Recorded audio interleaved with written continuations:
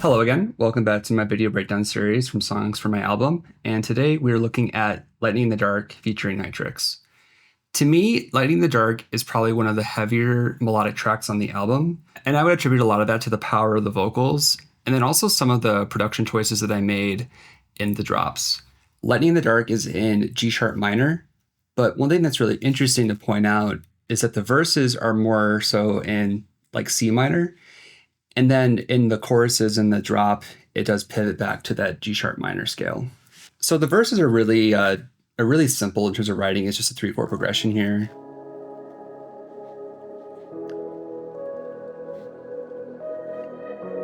With some background melodies and stuff. Oh, I cannot breathe when you're not around. Yeah, and to me, like, that's a conscious choice because sometimes in intros, you just need to have kind of like just some functional writing just to kind of hold things together.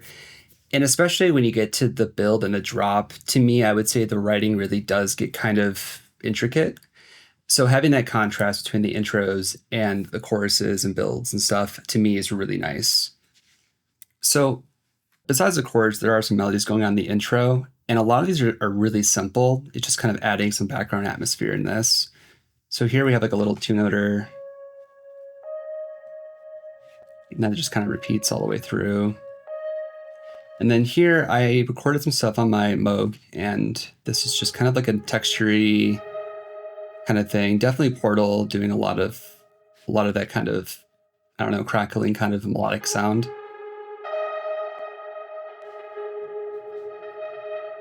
Yeah, which is nice to have, and it's kind of nice to have some of those like brighter sounds in an intro, so it's not just all piano and stuff. And then over here, again, just some more atmosphere.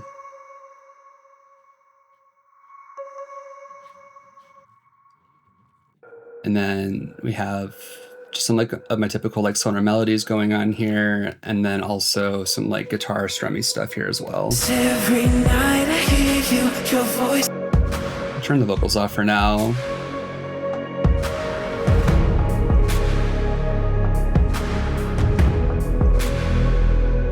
Drums in the intro are also really tom focused, I would say. And then this is layered with some extra drums here too. Just to kind of give it like a really like just heavy intro kind of a vibe. I know a lot of times I typically will do just like a simple like tiny kick and like a nice like layered clap, but in this case for this song it felt right to have it be really full sounding for this intro. But then there are some layered claps in here as well.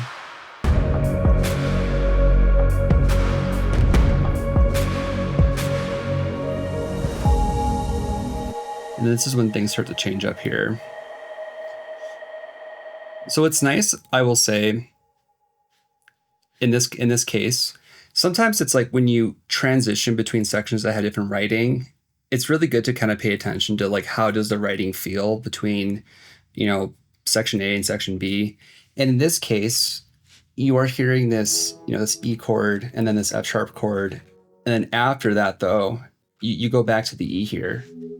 And to me, it's like sometimes going in reverse on progressions is like never a bad thing. And that's like what's happening here. And to me, it just, when you're listening to the song, you're not really paying attention to that writing change there, essentially. So going into this section,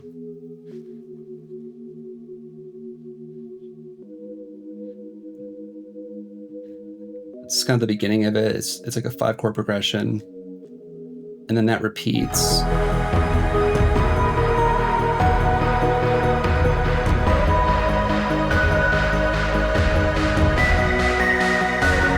But then in the build, it does change to something different.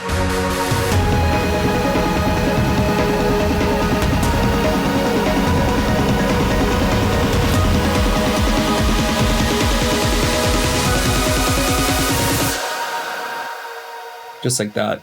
And to me, the reason for that is, especially for this song during the build, kind of going into that just 6, 7, 8 kind of a vibe here is really nice. It just kind of has this nice like uplifting kind of a vibe to it. However, going into the drop though, the progression does revert to the progression for like the chorus. However, in the second drop, the progression does stay on that 6/7/8 kind of a vibe for the second drop. And to me, that was like a nice change just to have some variation between the two drops. Because like for this song, there really wasn't an option to like have a second drop be completely different. It just wasn't the vibe for it. But having a little bit of a change up in just the bass line there, I just thought felt really nice and kind of kept the song fresh after you get to the second drop. But along with the progressions, this is on the album, I would say, has some of the most intricate melody work at the builds. There's a lot of these background melodies kind of playing around the vocal. And if you listen to a lot of my music, I would say that's pretty typical of me, where I love to have these backgrounds. So it's not just pads and synths and stuff. It's some other elements kind of trickled in there just to kind of keep things really interesting. And as I mentioned in other videos, the biggest thing is, every element against each other element that's playing should sound good, and there really shouldn't be any clashes. So what I mean by that is like, if I solo like these plucks and I just solo this against the pads,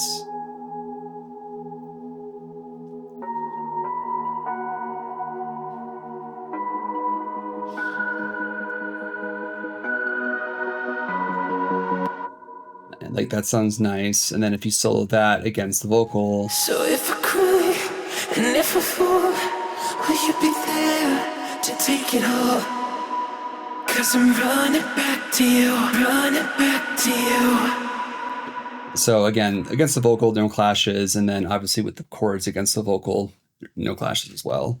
So when everything is played together, it just sounds really nice and full. And there's no weird like dissonance going on that that you don't actually are like putting into the song itself. So beyond the chords though, in the bill, like once you get kind of to the next 8 bars, there's a lot of more voicing going on here.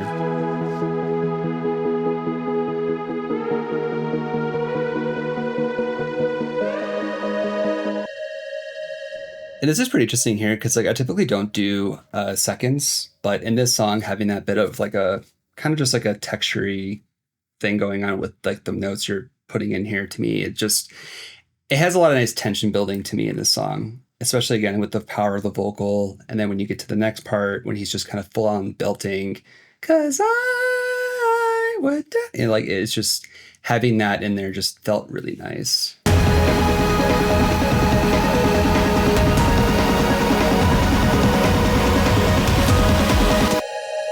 And then it's kind of built off of the first part of this, but then it kind of does expand and add more voices to this, just to kind of have more variation. Yeah. And then again, that the writing is changing there, but it does just work in both parts of this chorus and build. And then this is also, it's really subtle, but this just helps to add a lot of more just movement in the build, I would say. This is fast.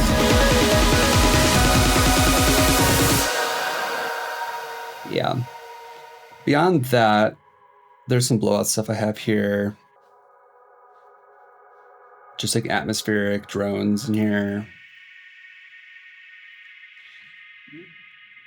Yeah, and all this is really controlled, filtering and filtered in and out and stuff.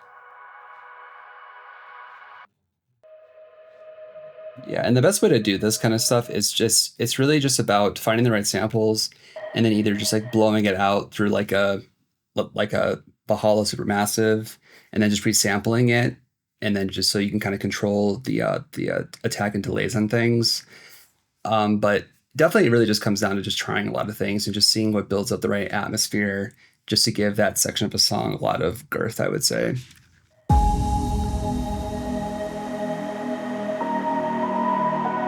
Yeah, because without all this stuff, it's pretty empty when you have that in there.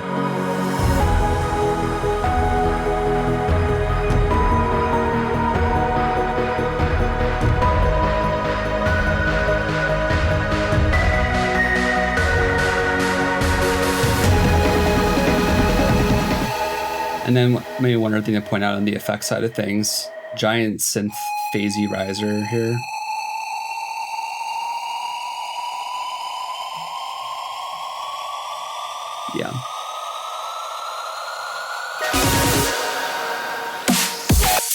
That to me does a lot in that section, just to really have this giant build going on here. Because again, when you get to that drop, the drop is very, very high energy. So just everything that I could throw at the build to just make it really get to that level of energy for the drop, so it didn't feel disjointed, to me was like really important.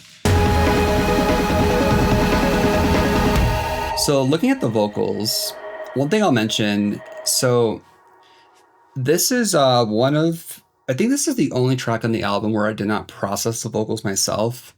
Nytrix has a really like particular way he wants his vocals to sound. So after he finished writing it, he essentially, like, what he would say is that he mastered the vocals so that they were compressed and everything exactly how he wanted it to sound. And I have to respect that, because it's like, he does have a kind of like a signature sound for his features, where it's just really like breathy and really just bright.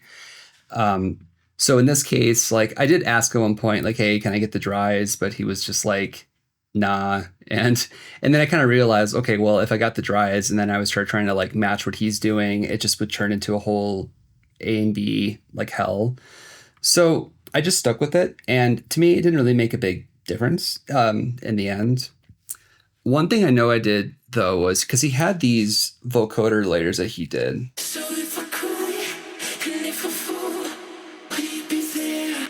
But I ended up redoing it. So if I could, and if I fall. Oh, here it is.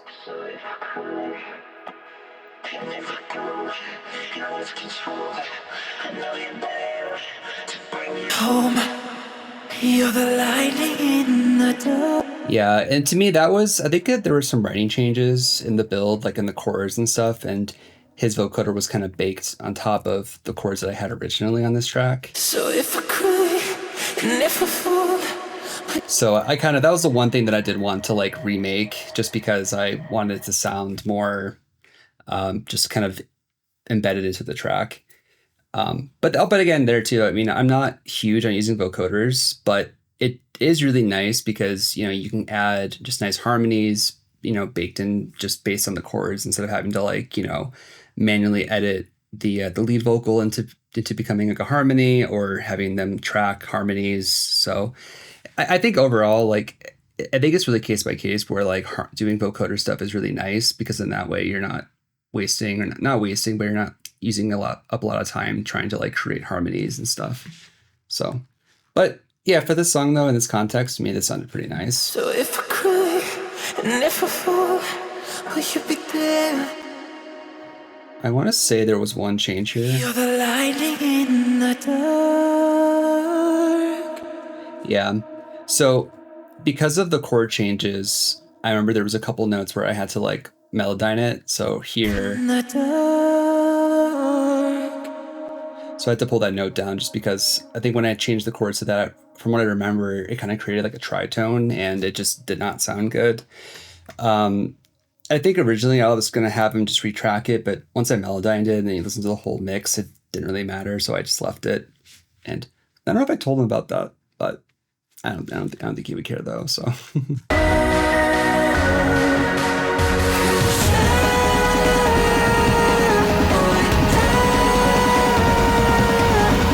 I remember this, and then I did create a lower octave here from his vocal, because he goes so high there, and I still wanted to have some like girth to that vocal when he's like belting.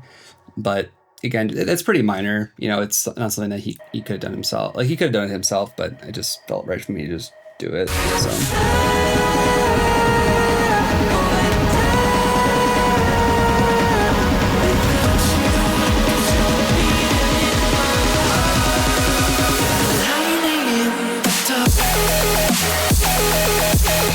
Yep.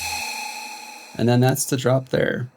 But yeah, just overall in this section, I think the biggest takeaway for me is just the power of layering melodies and instrumentation and voicing of things, just to really help things just sound really full and lush. And it's really hard to kind of say exactly how to do that on any song, because it really comes down to how that song feels. But if you can, if you take the time and really try to find voicings and sounds that sound really good for a section, that's usually a great place to start. And then you just iterate from there. I know for me, when I was writing this out, a lot of this was done over several hours, just trying to find the right things. I would leave, come back to it, feel it out again. And that is just kind of how it is. But in the end, it really feels really strong to me. So getting into the drop. So like I mentioned again, the writing of the drop is the same as the beginning of the chorus for the first drop, and the second drop is basically the writing of the build. But the one thing that's added here and that is not foreshadowed in the build is this drop power art melody.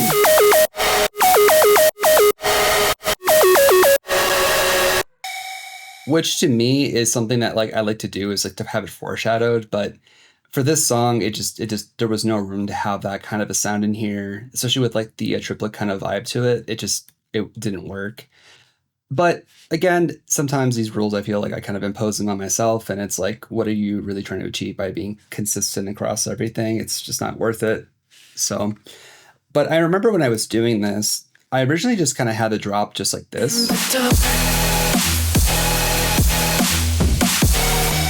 Not with the chops, but like it was basically just the pads and then the leads and stuff. But I then started to add in this art melody thing. And to me, that's what really elevated this drop to be just really powerful and strong.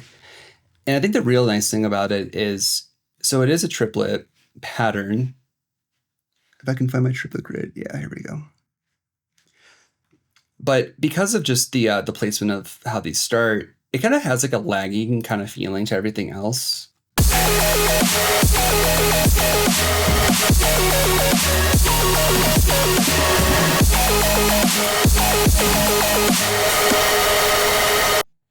Yeah, and that's like the only triplet kind of sound in the entire song, but it felt nice in this drop, and it just, I don't know, it has like a nice like swing to it, I would say. But the one thing you probably heard, especially when I was popping open here,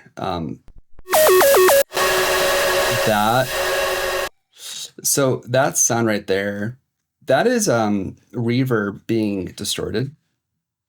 So good old Camel Crusher. And then this is just like a hard wave synth preset that I found I'm pretty sure on Splice. But what happens is that at every point that there's that break, this reverb on Shimmer swells, but that is being slammed into Camel Crusher. And so it has this really like bright, I don't know, crackly kind of just like, I don't know, explosion of sound or whatever.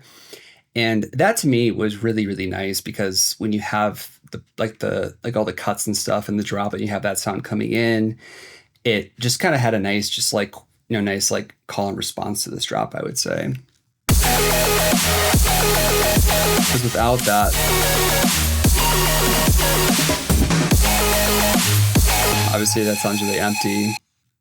But yeah, I really love like what that's doing for this drop. And then yeah, beyond that, this is just slammed into Ozone. Yeah, so that stem when it bounces out for mixing and mastering was just basically just like a black like thick line. But for this song, it just, because of how distorted the drop is, it doesn't really matter when you limit things like that, because it's going to be limited in the end anyways. So, and then these leads, kind of the same things that I've used before. This like air flute madness thing. And this is just another preset off of Splice.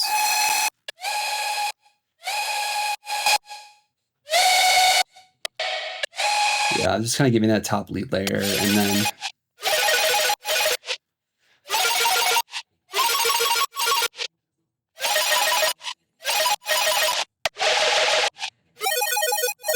yeah, and then this is just a bunch of like textury kind of ARP sounds. It's all playing the same notes as the saw chords. But just because it just has a nice texture to it, because it's such a fast ARP, you don't really like hear it. You just hear it as just a texture, really.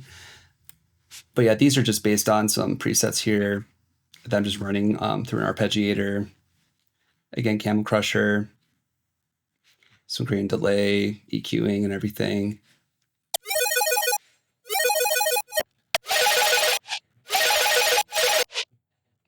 Yeah.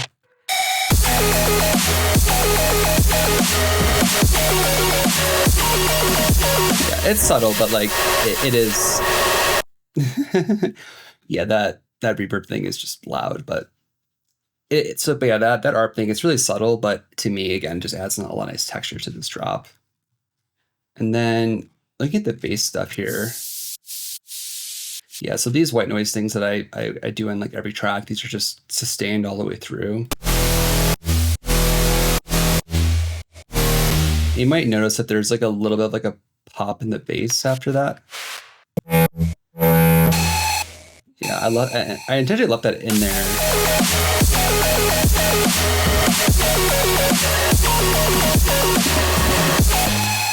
Yeah, because even though like everything's cutting out there, just kind of holding some kind of bass frequencies in those little breaks to me just felt really nice.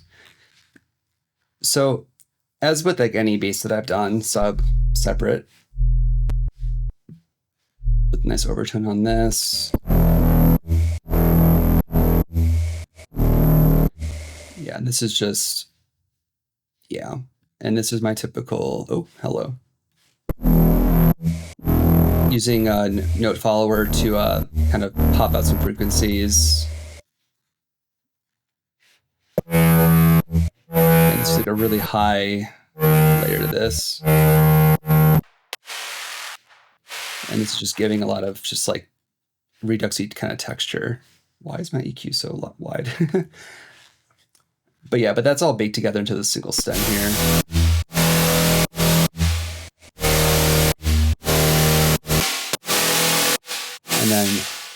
And then also this is similar to my irrelevant track where, well, the irrelevant reprise where I kind of pump in some like one of the basses into this like a separate track that just is just adding reverb and high end. Yeah, because like without it, that bass is pretty dull. But yeah, that's just all vintage. What is my EQs? High pass, reduxed, and then slammed, and then usually then EQ'd again. And that's because a lot of times when you distort something like this heavily with ozone, you'll typically get some like low like frequency like rumbles and stuff. So you just have to EQ it again after, even though I'm already EQing it ahead of that. So.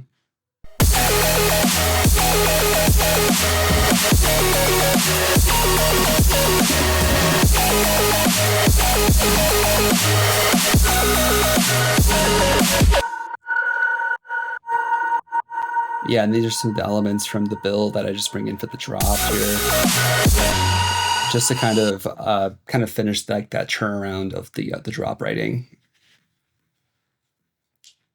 And then then obviously the hook is repeated throughout that.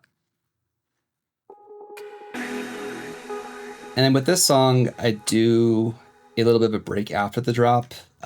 Again, because of how heavy this drop is, it wasn't the kind of song you could just like go back into a break or even do like a post drop kind of a vibe, which is like when you kind of carry over your percussion to like the next section and you kind of repeat the chorus, and it's kind of like a post drop.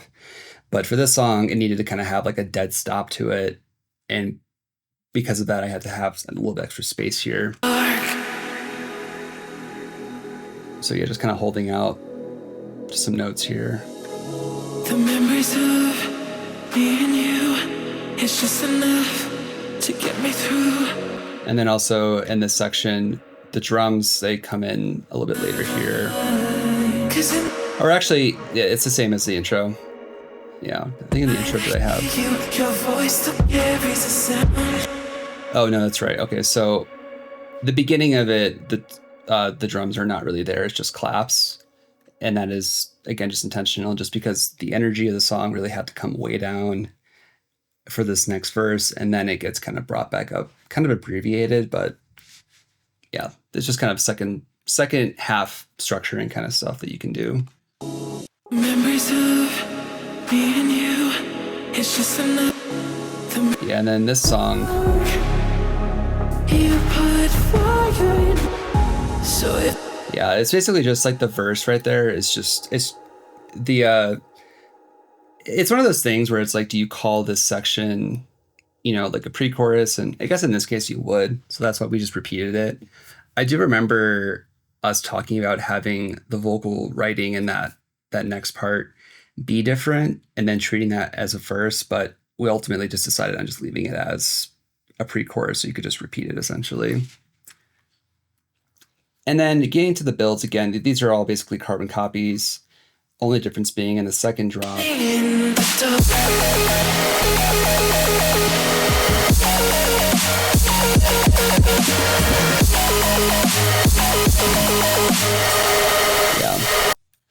It's just the writing is just kind of, it's just the build writing essentially repeated there instead. And then I believe, yeah, the ARP melody was adjusted slightly just to fit that progression. But it, because it's so subtle, it's such a small difference, it kind of just feels like the same ARP essentially. So, but yeah, and then there's that landing there. So that's the standard, you land on just like a kick usually. And then you just drop out like the snares and all like your high end percussion in that part, just to kind of have this moment of just like blah kind of a thing going on there. So, oh, and then the other thing I did too was I did change the kick pattern here. Yeah, because that's like a triplet vibe here instead of.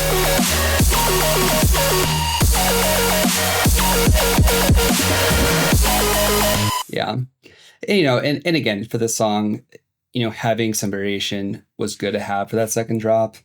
Even though those little changes are not major, but again, it just kind of helps to keep things fresh as you're listening to this track. So. Yeah, but I would say that's basically Lighting in the Dark. It's a lot of writing of, melodies and stuff like that. But in this case, I would argue that, the progressions are what is carrying the song, which is like, I think I've preached this before, but, having writing that is just really lush off the bat, and then that's what you can build off of for your song, to me is really nice, because then you're not trying to make like a 4-chord progression sound interesting. But yeah, I would say that is Lighting in the Dark. Stay tuned for the other breakdown videos, but until then, happy producing.